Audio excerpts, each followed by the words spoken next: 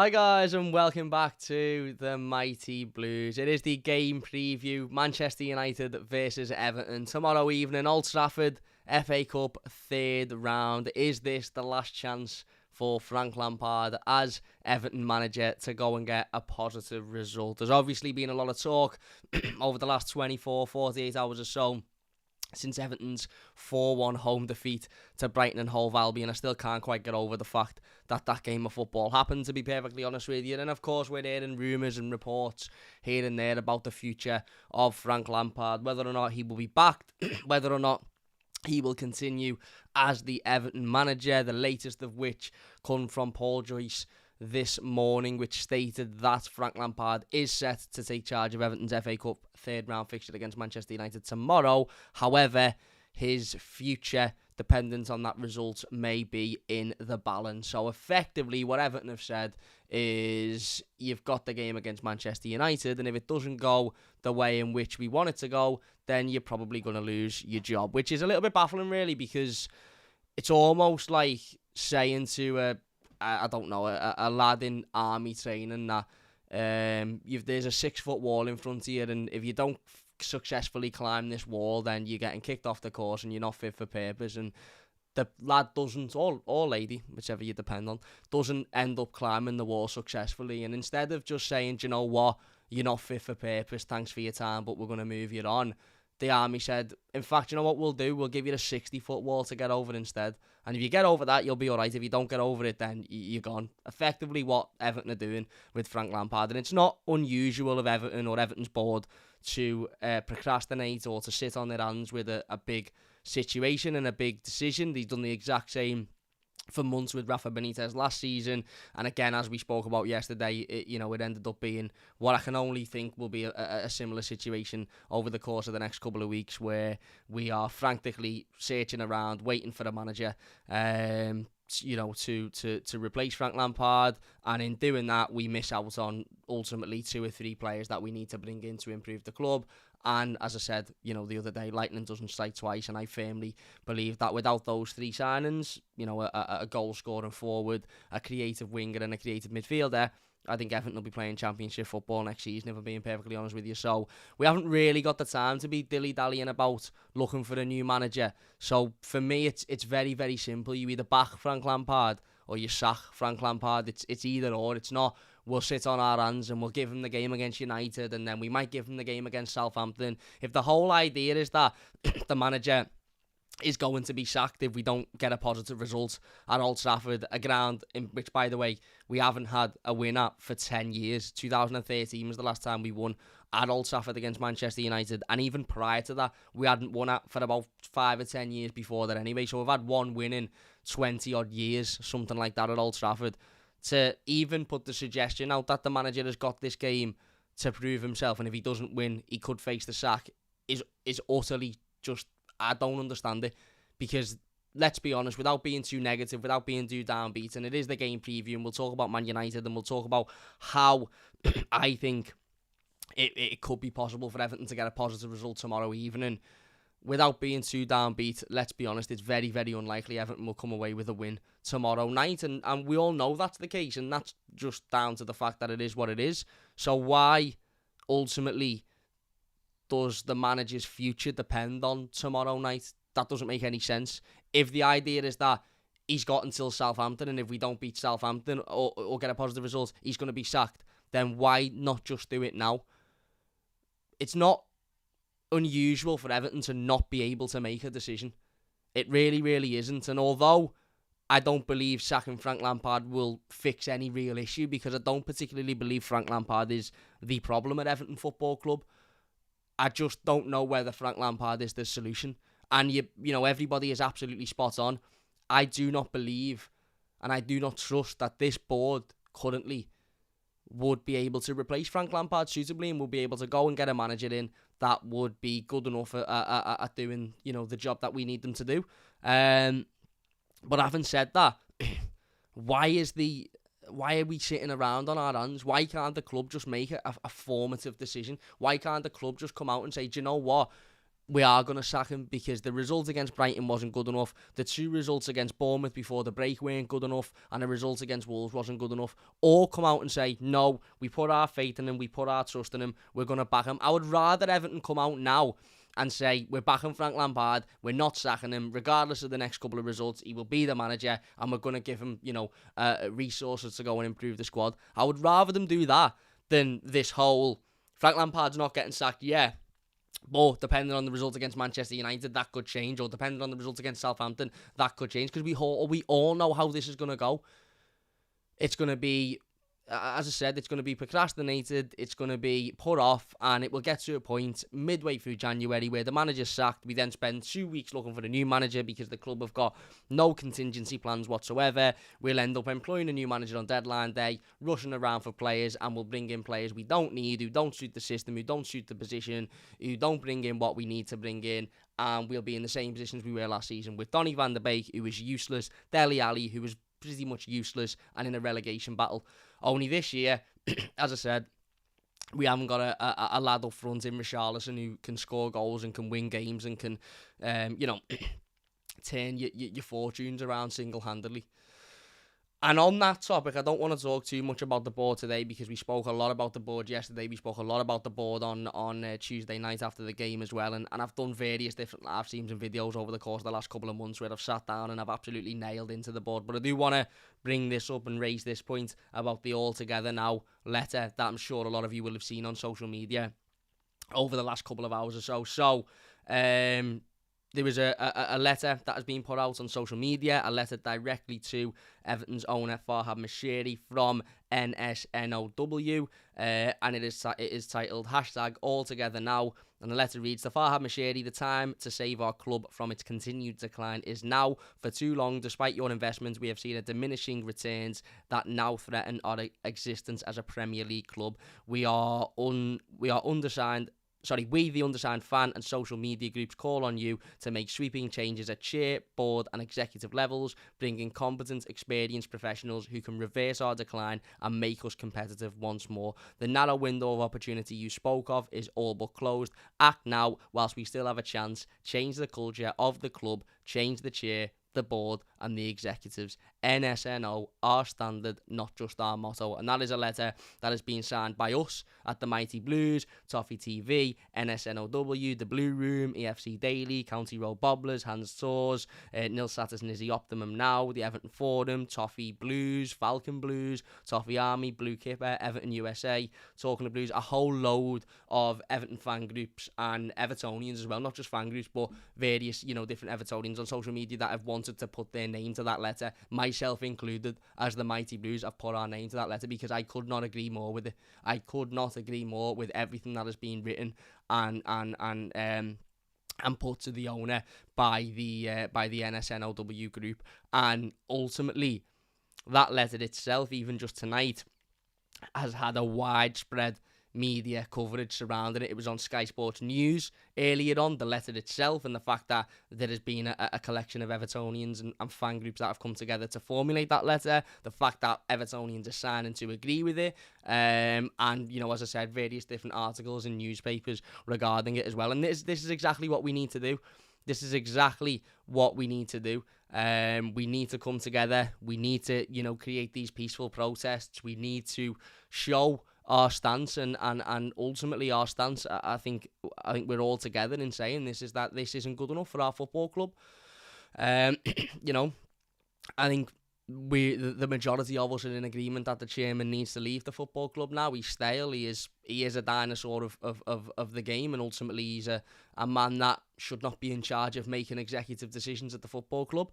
The owner, personally, for me, I think the owner needs to sell, but obviously it's the owner's football club and he's not going to sell until he gets a return for his investment, and that'll likely be when the new stadium is built. So, but we know the CEO, Denise Barrett-Baxendale, isn't up to scratch. We know she's not experienced enough and she's not good enough at doing the job. And various other members of that board that are just there to earn a living and not really contribute to any form of success or any form of positive change at the football club. So I agree with every single thing written in that letter. I've put my name to it, and so have various other Everton groups And I think it's important that we continue to spread that message. As I said, if you want to take part in peaceful protests, I know protesting isn't everybody's cup of tea. I know people, show their support to these types of things in different ways, and protesting isn't necessarily everybody's choice to do that.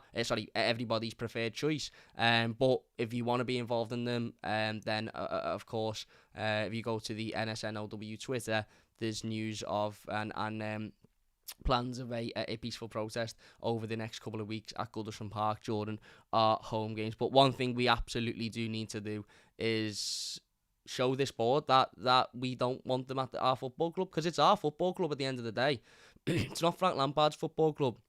It's not Dominic Calvert-Lewin's football club. It's not Bill Kenwright's football club. It's not Denise Barrett-Baxendale's football club. It's not Farhad Mashiri's football club. It's our football club. When those people have gone, and when the new set of people come in, and then when those people have gone and a new set of people come in, the one constant will be us. It is our football club. It's the club we pay £500, £600, £700 a year to go and watch at Goodison Park. It's the club that thousands of Evertonians pay £100 a week. I'm going to Manchester United tomorrow night. I sat there virtually close to tears here on Tuesday night doing the instant match reaction, to the point where I've had close family and friends come to me and say, "You all right? You didn't look very happy on that video." And yet, fast forward 4 days later, I've spent £100 to go and watch us play Manchester United in the cup. A game that, let's be honest, we all know we're not likely to get a positive result from. It's our football club, and these people need removing from our football club, and they need removing ASAP. And I've said it before, and I'll say it again. I massively regret not trying to be involved in something like this at the end of last season. We were all caught up in the emotion. We were all caught up in the feeling and the elation and I don't want to say happiness, because it wasn't happiness, but the elation and the emotion and the sheer, relief of what the Crystal Palace game was. And I think a lot of us at the end of that Crystal Palace game and after Arsenal were very much just in a state of, thank fuck we didn't go down. Now we can forget about Everton for a couple of months and, just not worry about them and then go again next season, when really we should have been again at Goodison Park, after that Arsenal game, saying this doesn't happen again and trying to bounce that board out the door. But we didn't. We all sort of, as I said, felt that relief, felt that elation, and I think everybody was just sick of Everton at that point. And what the board did was hide behind that. Look at how great the game against Palace was. We all come together, the fans, the manager, the players, hid behind what effectively was was what they had caused. The chaos they had caused, when ultimately the result wasn't what we at one point thought it would be. They hid behind it. They hid behind that. Oh, look at how great Crystal Palace was. We'll go again next season. We'll be much better next season. Judge us at the end of the transfer window. All of this bollocks. When really we should have all been at the door saying, no, that's not good enough. But we weren't, and we all know it's time for change, and we can't go back on what happened in the past. All we can do is act on the future, and I think this is the right time now for everybody. Certainly, don't get me wrong, you might disagree, you might think Everton's board are brilliant and they're fantastic at their jobs. If you do, then I'm not really sure how, but this is now the time to drive these, as I said, clowns out of this football club, because that's what they are clowns. And if any of them have got any ounce of professional dignity and professional respect within themselves, then they will understand that the job that they're doing isn't good enough. They will understand that they're people that they ultimately, their customers, because that's what we are, the heart of this football club, aren't happy with them, and they will walk, because it's very, very, very clear that these are the people that have put us in this position, and it's even more clear that these are the people that will not be able to get us out of this position. So, as I said, the All Together Now letter, fully behind it. I've put our name to it, as well as, obviously I know there's a lot of other Everton fan groups and fan channels, and just Everton fans that are on Twitter that, have wanted to put their name to it as well, which is absolutely brilliant. We can only now follow on from this with peaceful protests, with, people are mentioning boycotting games or boycotting certain... That, again, I'm not going to sit here and talk about that, because none of that has been arranged yet. There has been a peaceful protest arranged, I believe, at the Arsenal game. Might be Southampton, double check that. But we've just got to persist with it now, and we've all got to be together. We've all got to be together, because we all want the same thing. We all want what's best for Everton Football Club, and I think the majority of Evertonians now are starting to waking up to the fact that this current regime isn't what's best for Everton Football Club. It's nothing personal. I don't hate Bill Kenwright. I don't have a dislike for him. I don't hate Denise Barrett-Baxendale. I don't have a dislike for her. but those two people aren't good enough to run Everton Football Club, so they need to be shown the door. It's as simple as that. As I said yesterday, would Apple, would Microsoft, would any other massive company allow inept people at the top of their company to continue to run it? Look at, the biggest example, and I think Ped said yesterday when he was on Sky Sports News, and I don't think I've ever agreed with something more in my life. He said, imagine a situation in which you are the owner of a business and you sell said business and you are still allowed to run the business after selling it. Because that's what Bill Kenwright's done. He sold Everton Football Club to Farhad Moshiri and he is still being allowed to run the football club. Imagine you sold a car to somebody and then you said to them, but I'm still going to take that car to work every day and I'm still going to use that car. I'll sell it to you. You can give me 20 grand for it, but I'm still going to drive it every day. It makes no sense whatsoever. Absolutely no sense whatsoever. We need to show that we're not happy with it and that we want change. And as I said, this is a brilliant start for doing that as well. So we'll move on from that now. As I said, I don't really want to talk too much about the board in this one because it's a game preview and we've done a lot of talking about the board, and rightly so recently, because that is that's ultimately the right thing for me to do, certainly with having a quote-unquote platform. Toby says every single software company does this. Very different if you're being a success and you come in, you buy a club and you say, right, this is a success, so I'm going to leave these people in charge. Everton was a failure when Farhad Moshiri bought it and is now even more of a failure now, ironically, even though he spent 500 million pounds on the football club. Anyway, Manchester United, FA Cup third round, Old Trafford tomorrow. A game that, if I was to say I was looking forward to, I would be lying. I am looking forward to going, to be fair, because I haven't been to an away day for a couple of months because of the World Cup and being away and stuff like that. So I am looking forward to going. Am I looking forward to the 90 minutes of football? No. Do I think this is last chance saloon for Frank Lampard? At this point, I really don't know, to be honest with you. Listen, if Everton go to Old Trafford tomorrow and lose 3 or 4-0 and Frank Lampard gets the sack, I wouldn't be surprised. If Everton go to Old Trafford tomorrow and lose 3 or 4-0 and Frank Lampard doesn't get the sack, I wouldn't be surprised. The reality is if it is a game that Frank Lampard's future depends on, if that's the view the board have had, then they're even thicker than what I first thought. Because as I said, looking at this Everton team and judging this Everton team at the moment, we conceded 7 goals to a Bournemouth team that weren't able to score goals before they played Everton. We're now playing a Manchester United team who currently sit 4th in the Premier League. I know we're obviously playing them in the FA Cup, but in regards to their form, and they're on wonderful form, a 3-0 win against Bournemouth last time out, 1-0 win against Wolves before that, 3-0 win against Forest, 2-0 win against Burnley in the Carabao Cup round of 16. That was obviously after the World Cup. So 4 games played after the World Cup and 4 wins before that. 4-2 win against Villa in the third round of the Carabao Cup, and the last time they lost was 3-1 to Villa on the 6th of November in the Premier League. But since the return of the break, since obviously all of the Cristiano Ronaldo stuff has come to a close and he's left the football club, Manchester United are in really, really, really good form and are going under the radar a little bit in the Premier League because there's a lot of focus on Liverpool, there's a lot of focus on Man City, there's a lot of focus on Arsenal.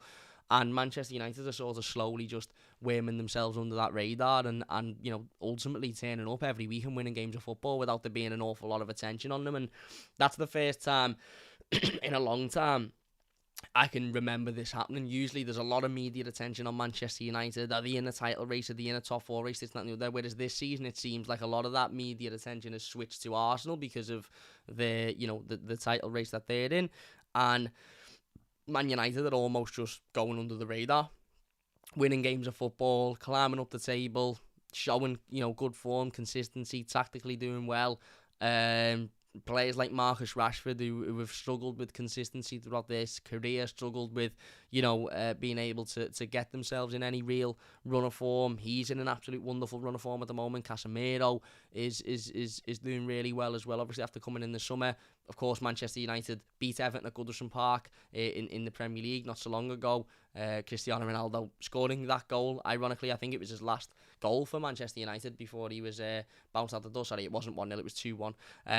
Of course, Iwobi scored to make it 1-0. Ronaldo scored the ultimate winner on the course of half-time.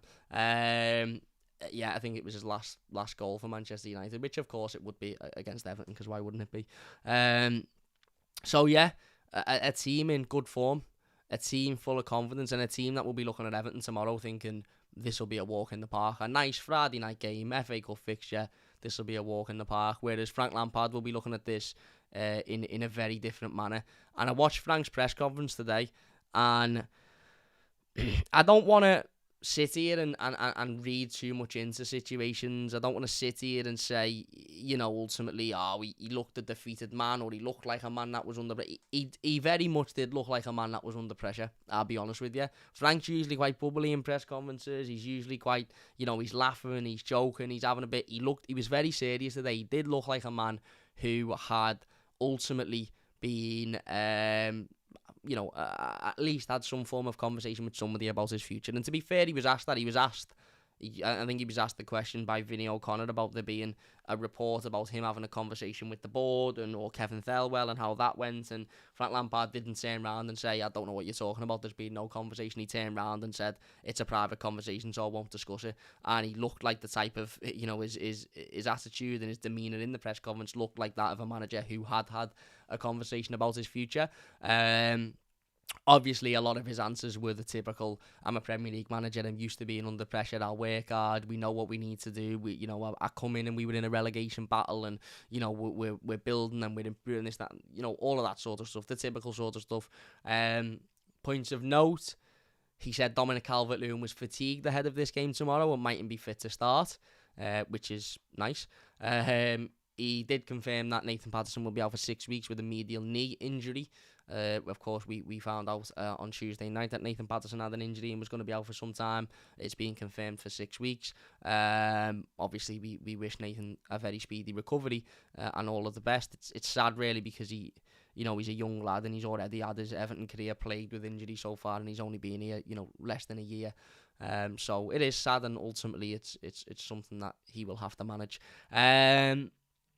But yeah, it was a very monotone press conference, I thought. After about 5 minutes, I found myself just like not dozing off literally, but like losing my attention span, because, the questions that were being asked were ones that you would expect. He did quite interestingly refer to this game in a similar fashion as to the Manchester City game in the Premier League a couple of weeks ago. Last week, a couple of weeks ago. That's how fucking hard it is being an Evertonian. A week feels like about 6 months with this football club. But yeah, he referred to that Manchester City game and said that this game tomorrow will be similar in terms of the way Everton approach it, and in terms of obviously going away to a club in good form, doing well and full of confidence. And to be honest with you, I said it after the Brighton game, and I will say it again. If Frank Lampard is to keep his job, the only real way Everton can play now, whether it be against Manchester City at the Etihad, whether it be against Man United at Old Trafford, whether it be against fucking Bournemouth at home, is 11 men behind the ball and hit them on the counter-attack. Because then at least we can guarantee that the majority of the games, okay, we'll still play teams that will be able to break through it, but the majority of games we'll have, at the very, very least, get a point out of. And we might nick a goal on the counter-attack and get 3 points. Now, obviously, this is different because this is a cup game, but I expect to see 5 at the back tomorrow. I expect to see a very defensive performance. I expect to be stood in that stadium and watch 90 minutes of Everton fighting and defending and battling to keep the ball out of the net. And who knows, maybe we might hit them on the counter-attack and get a goal, and maybe we might be able to hang on and we might win the game. Usually when we do that tactic at Old Trafford against Manchester United, we do well for an hour, 70 minutes, we concede 1, and then because we've got to come out a little bit to try and get back in the game, we end up conceding 2 or 3. It happened when Cavani scored a couple of goals, it's happened when Martial scored, it's happened a numerous amount of times against Manchester United. But it's the only way Everton can play tomorrow. Everton can't go out and try and go toe-to-toe with Manchester United and try and play football with Manchester United because they will wipe the floor with us. The pace of Rashford in behind, the pace of Martial, the ability of Bruno Fernandes. I don't know whether Garnacho will play, but he's been in really good form. They will rip us to bits. And Anthony Martial loves a goal against Everton as well, so even if he wasn't on good form, he's likely going to score because he just loves playing against Everton. So I do think it will be a very defensive performance. I do think it'll be 11 men behind the ball. I do think it'll be one that isn't particularly exciting to watch, and probably one where we're all sat on the edge of our seats for 90 minutes, crossing our fingers that we don't get absolutely pummeled, shall we say. But the reality is that's the only way we can play, because we tried to play a bit more expansive. We tried to play quote-unquote football against Brighton. We tried to get at them. We tried to battle with them. We tried to, create chances, and it was embarrassing. As I said it yesterday in the review, and I'll say it again, my big issue on Tuesday night wasn't the 3 goals conceded in 6 minutes, because I know more often than not that won't happen. Tarkowski and Cody won't perform as bad as they did the other day, and the majority of the time we won't concede 3 goals in such a short period of time, and defensively we're usually all right. My big worry on Tuesday was the first half. The fact that we had a lot of the ball, we had a lot of time and space to move into and opportunity to create, and we just had absolutely nothing. We had nothing at all, and you just look and you just think, how the fuck are we going to be all right this season when, we've got absolutely nothing. We don't create chances, we don't score goals, we don't even look like creating chances. And that's me worry, and we can't afford to make that same mistake tomorrow, and I don't think we will make that same mistake tomorrow, to be honest with you. I think it will be very, very, very reminiscent of the Manchester City performance, and rightly so, because that's the only way Everton are going to get anything out of this game. That's the only way that's going to happen. In terms of, I'm seeing a couple of people in the comments mentioning Rooney or Pochettino or Dyche. I think it would be unfair for us to sit here during a game preview of a game that Frank Lampard is managing and talk about potential replacements for Frank Lampard. Do I think Frank Lampard will be in a job come the end of this month? No, because I don't see anything changing anytime soon in terms of performances or in terms of Lampard tactically as a manager. The only way I would see him in a job is if the club come out and said, listen, we're backing him, we trust him, we believe in him, he got us out of the situation last season, we're backing him, and we're going to back him in the transfer window as well. But they're obviously not doing that. They're obviously sitting on their hands, they're obviously talking with other managers. So I expect Frank Lampard to be out the door at some point over the next couple of weeks. But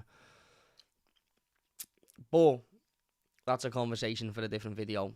He will be there tomorrow at Old Trafford, and he will be managing Everton. So is it his last chance? According to some sources in the media, potentially. You never know with Everton, do you? You never know. I wouldn't put it past them, Everton sacking him, when I'm on the coach on the way to Old Trafford, if I'm being honest with you, because that's just, as I said, the club haven't got a clue. They haven't got a clue what they're doing. They haven't got a clue how to create a contingency plan. They haven't got a clue how to do anything really. And it's sad, because Everton really should have had a contingency plan for Frank Lampard, because there were times last season, and although I understand that it was hard and he had inherited the group of players that weren't his and this, that and the other, but there were times last season where there were serious question marks around Frank Lampard and the way Everton were playing and then the form Everton were in. And then we had that win against Leicester and we had a big win against Chelsea, and all of a sudden it sort of changed a little bit. There's still question marks around them. Everton in the summer should have gone, okay, well, we'll keep Frank Lampard, we'll give him the benefit of the doubt, but we are going to create a short list of managers that we could bring in to replace him if need be.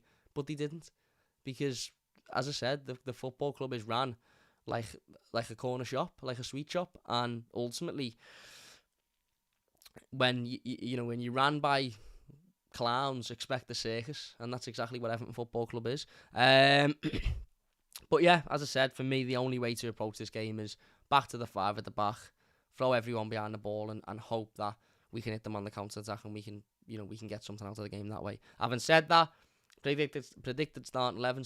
I am going to go with Jordan Pickford in goal. I'm going to go with a back 5 of Vitaly Mykolenko at left wing back. Seamus Coleman at right wing back, obviously. Nathan Patterson is out injured. He could go with Mason Holgate. I think he's more likely to go with Seamus, even for that experience.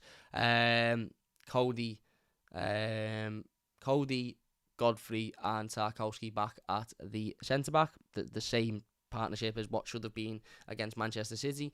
Against Brighton, but wasn't. I'm going to go for a midfield two of Onana back in there and Iwobi. I'm going to drop Garner because I just think he was absolutely atrocious the other day, to be honest with you.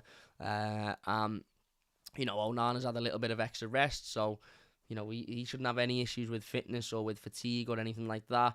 And then obviously Iwobi in the next term. And I'm going to go with a front three of Gray, McNeil and I don't know actually. Judging on what Frank Lampard said today, I'm going to go with Mopey. Now, I'd have Gordon in there personally over McNeil, but again, Frank Lampard said, Gordon's had an illness the last couple of days and he's a bit touch and go. He's been pictured in restaurants and in shops and this, that and the other and all of that.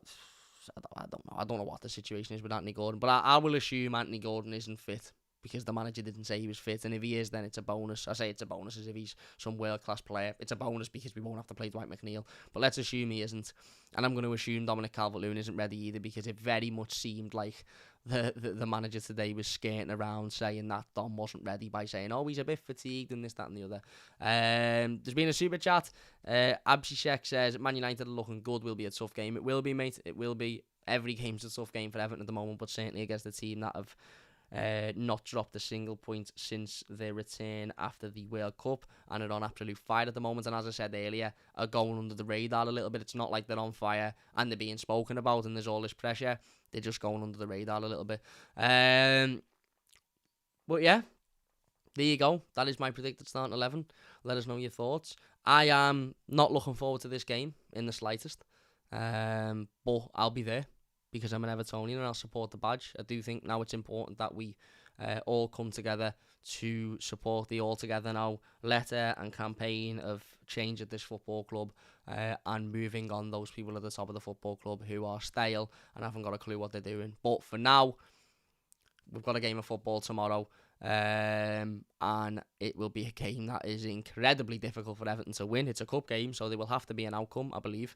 But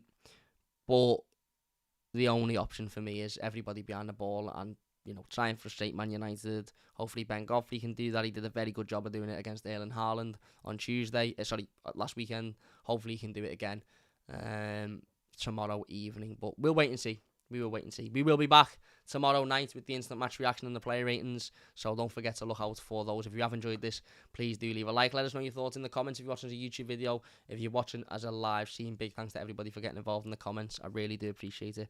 Yeah. Is this last chance saloon for Frank?